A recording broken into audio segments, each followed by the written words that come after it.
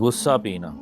انسانی زندگی میں غصہ ایک ایسی آگ ہے جو بسا اوقات برسوں کے تعلقات اور ایمان کی مٹھاس کو جلا کر راکھ کر دیتی ہے۔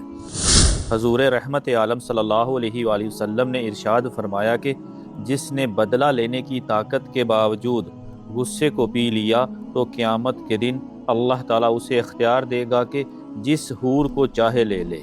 میرے پیارے ساتھیوں، ہم اکثر چھوٹی چھوٹی باتوں پر غصے میں آ کر برسوں کے تعلقات توڑ دیتے ہیں، لیکن اللہ کے رسول صلی اللہ علیہ وآلہ وسلم نے ہمیں غصہ پینے پر اس عظیم انعام کی بشارت دی ہے جس کا تصور بھی نہیں کیا جا سکتا۔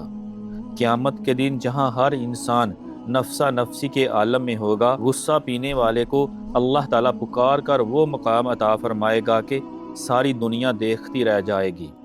آئیے اپنے نفس کو قابو کرنا سیکھیں اور تلخ باتوں کا جواب خاموشی اور صبر سے دیں تاکہ ہم اس ابدی انعام کے حقدار بن سکیں۔ طاقتور وہ نہیں جو کسی کو بچھاڑ دے، بلکہ اصل پہلوان وہ ہے جو غصے کے وقت اپنے نفس کو قابو میں کر لے۔